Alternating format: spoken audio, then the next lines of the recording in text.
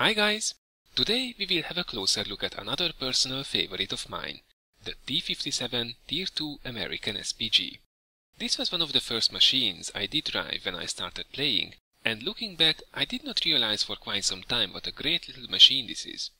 While the super low tiers can be quite hectic to say the least, the T57 can keep up most of the time, and it is immensely noob friendly if you have the basic concepts of artillery play. Before we continue with the review, those of you who would like to jump straight to the gameplay will find the usual timestamps in the description below. See you there. Now with the rest of you data enthusiasts, let's have a closer look at the specialties of this Tier 2 artillery. Well, to be exact, it has two main selling points, a solid gun and surprisingly good armor in its tier. Talking about the gun first, while the overall DPM rating might be only the second lowest in Tier 2, the actual penetration of 42mm is really solid, it's the second best in its tier, and so is the average damage of 170 damage points. Aiming time is middle of the road at 5.5 seconds, and it's really the rate of fire of only 6.38 rounds per minute that's holding it back a little bit. And that's by the way giving us a 9.4 base reload time if you have been wondering. If you, however, snap a gun rammer and a gun laying drive on it, and stick a solid crew in it, this machine will feel like if you enabled rapid fire mode. And the good news do not even stop here. The largest bonus is the really wide angle this gun has, meaning you do not have to re-aim constantly due to moving your vehicle. This is a problem many SPGs have to deal with at this tier, and this certainly makes the T57 a joy to play. Moving on to armor, the good news continue as it has really solid protection all around, especially compared to most of its counterparts in Tier 2. As we can also see in Tank Inspector, it has 28mm of armor in the front that equals to 30-31mm in effect thanks to the sloping, and 25mm on the sides and back without much of a weak spot. Now of course, you still could not call this an impenetrable fortress, but a lot of your opponents will have trouble running you over as they have planned, giving you a real fighting chance. The health pool of 80 HP is plain average, so it's not a major factor here.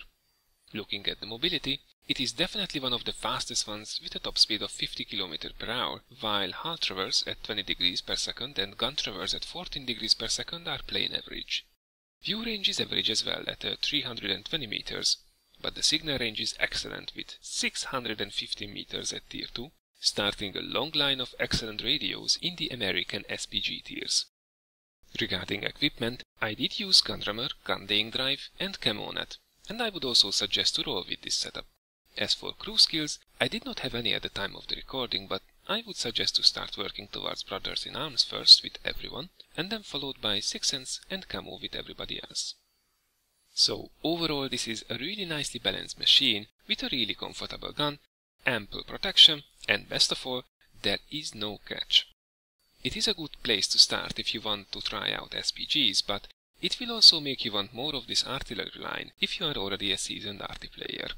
But enough of the praise, it's time to roll out and show you guys what this baby can do. Alright, so here we are in Mines, in a Tier 2 match in our T57.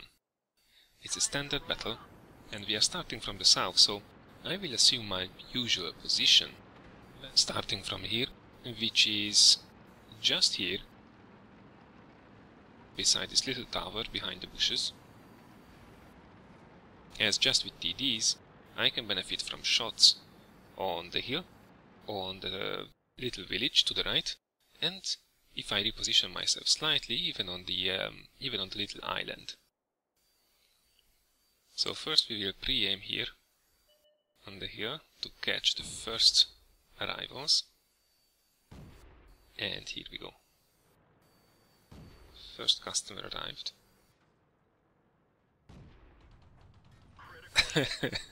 And we do a massive 7 damage. Good start for the game.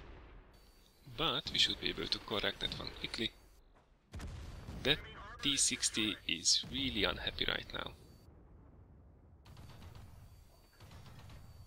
Oh, someone just got really unlucky. Almost completely burned down that M2 light, but we will finish him off. There's no point leaving him alive, so we can shoot some more.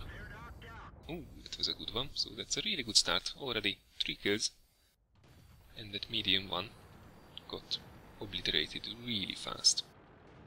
Okay, so we are doing actually really fine by now, but right now the team will begin to stutter, which is quite unfortunate, but at least it gives us a bit more possibilities to rake up some damage. So we move up, so we have shots on that little hill behind their cap circle. I'm sorry for the glitches, by the way, with the replay. It's again an issue that we have since the latest patch with the replays.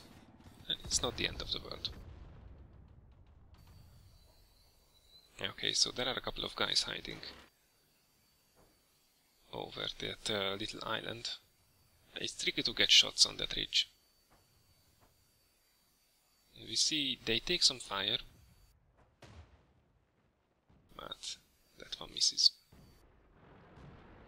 We have to be really careful as well.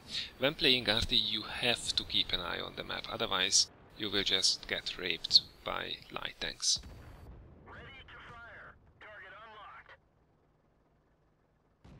So, looking at the BT2, but it seems he has other plans at the moment. So we should be able to continue our hunt and help out the guys who are now pinned down by the others over that hill. Why they don't move around the edge and go up to them is a mystery. But hey, at least we have some shots of our own.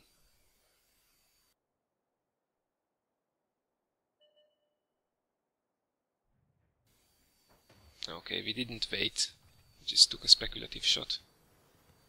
But we have a really fast aiming time and reload time, so we can afford it. And that's unfortunate. It's not really well aimed either. That cruiser is just making a fool of everybody. Okay, switch targets. They are busy with the cruiser anyway. So we wait. And we completely miss, yeah. You always, well, not always, but most of the times you are much better off just waiting until you are fully aimed. And that was a hit. Because otherwise you will just spew your shots left and right. RT is not a precision instrument. Sometimes it can be really tricky to hit something with it, even if you are fully aimed. You will have some games which will be just so upsetting, but other games will be extremely rewarding, so overall it's worth it. MS1 is eluding us a lot. Ah, that's just so annoying. And you wait, fully aimed, and then he moves in the last second a meter, which helps him. But we got him this time. It's quite unlucky, we already have 2 shots, and that was super close as well. So we already got 2 shots into him. Still he's alive. But yeah, it's time to correct this one. That BT2 is just getting on my nerves.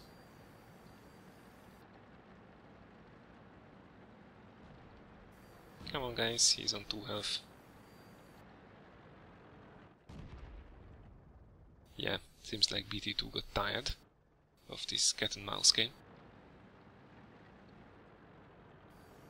Alright, so where could the enemy be? Well, to no surprise, they are mostly on the little island to the left. All the other areas we have covered. So who's left? 2 T7 cars. And we are not afraid of those guys. It's really worth knowing who to watch out for, because these guys, as we will see in a second, we can pretty much bully them in a tier 2 artillery. They have no chance penetrating us from the front. They will try, and they will fail.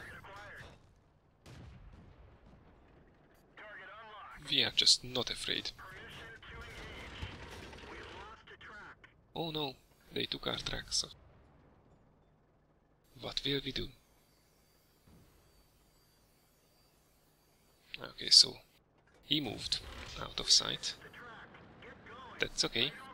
Hero Arty to the rescue.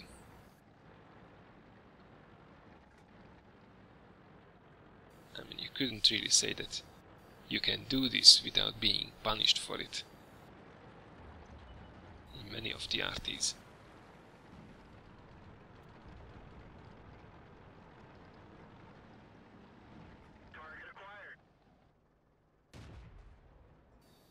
But T7 car, no issue.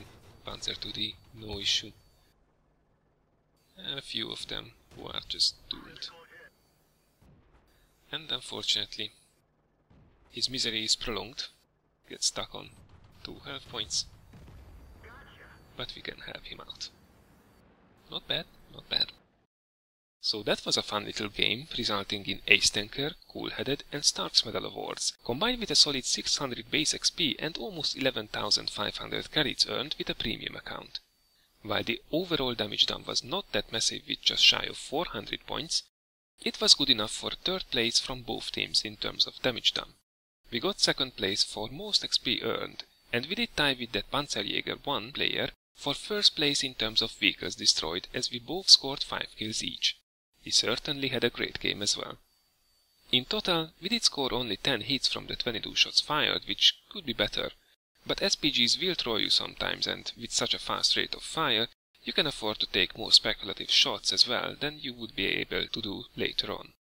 It is also well worth noting that we did receive 40 hits without a single one of them penetrating, thus our armor blocked a total damage of 272 points. Not bad from an 80 hit point artillery. Okay, here we go again. Again in our T57, this time Malinovka, in standard battle. We usually get spawned here on the east if we are starting from the south, if we are playing SPG. I usually roll back to the camp so I can cover the enemy front around their base. It's also better because it's mostly safer, because there are a lot of games when there is just nobody going to cover the eastern sector. So this is a spot I quite like, between the trees and the bushes. I mean, it's not perfect hideout, but it does the job. It's not a bad idea to pre-aim either on the left or the right around the waterfronts, because there are the usual advancements. There is always a very eager player from the enemy team who tries to rush down, and of course they choose the other side than where we aimed.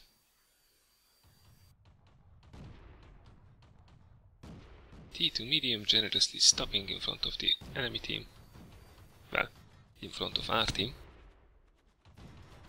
and he gets what he deserves. Unfortunately we miss, but that doesn't save him.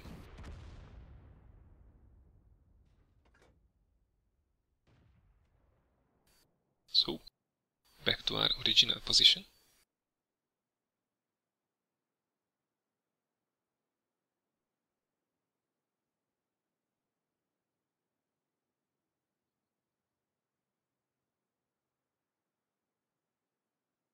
In the meantime, a small contingent of our friends is trying to push up the hill.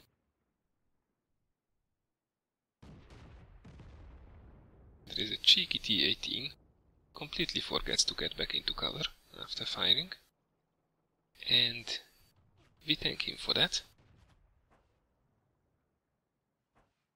And that was a nice hit, unfortunately. Not good enough. In the meantime, enemy is appearing on the right, but I would have to move a lot closer to be able to take shots at them. So, at the moment, I have enough to shoot at here, and they are still doing quite well on the eastern side, so I'm not repositioning just yet.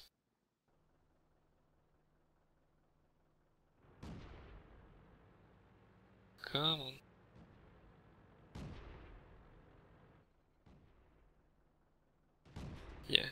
If you see that he is about to move into cover, as was he, trying to find some kind of shelter behind that blown up enemy tank, then just wait, if you know you will still have the shot when he gets there. It's usually better to wait for the enemy to stop than try to hit them on the run.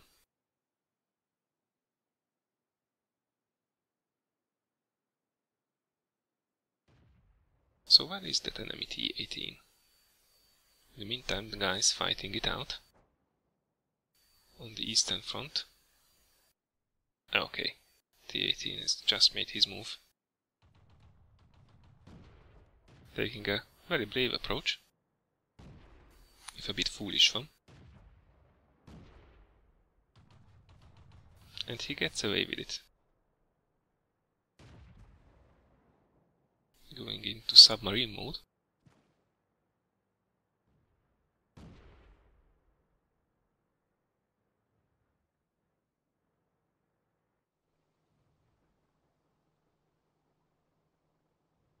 Unfortunately, Panzerjäger 1 makes a really stupid move,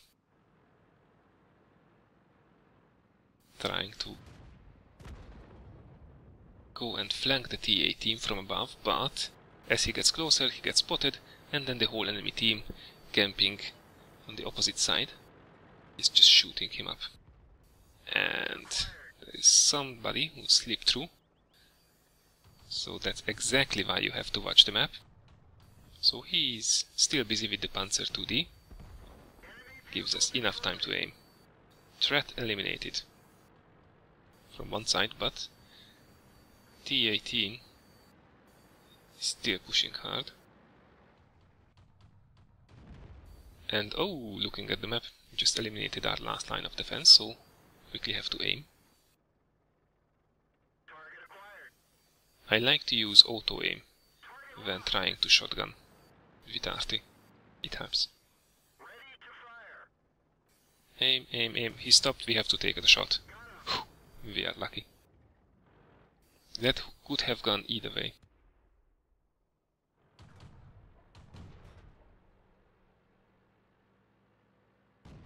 Okay, we try to follow up this Panzer 2D.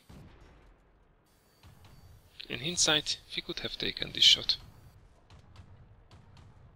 Just aiming a bit more ahead of him.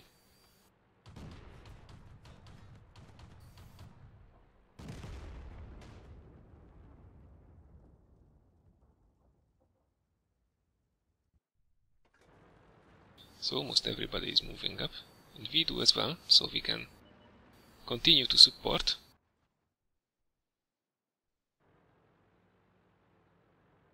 M2 light, thinking he's in cover, but he's not.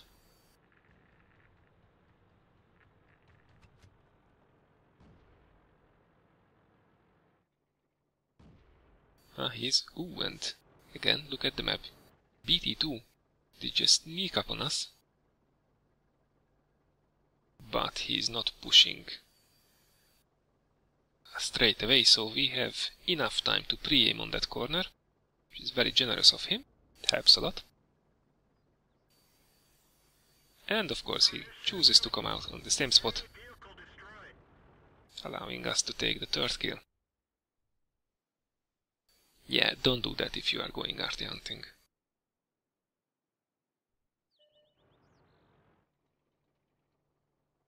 M2 light. Oh, it was so unfortunate. Should have been our kill.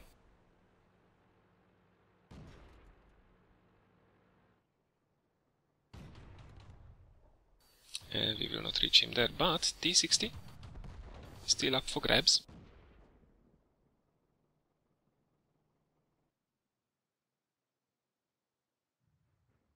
We take the blind shot, and he didn't move, so that seals his fate. Come on, M2 light, finish him off. There we go. Nicely done. And there we have it. Another ace tanker badge, this time with almost 550 damage and 4 kills achieved. This resulted in 551 base XP and 13,000 credits with a premium account. We've got overall second place by damage done from both teams. That M2 had a monster game by the way, and third place in terms of kills and XP earned. Our hit percentage was a bit better this time. We did achieve 6 hits and 1 splash damage out of a total of 9 shots fired. One of the many great games I had in my T57. So that's it for our little review about the T57. I hope you did enjoy it, and that you will have at least as much fun playing with it as I did. If you had fun, please don't forget to like the video. And I hope to see you guys again in one of my upcoming videos soon. Take care, and till next time.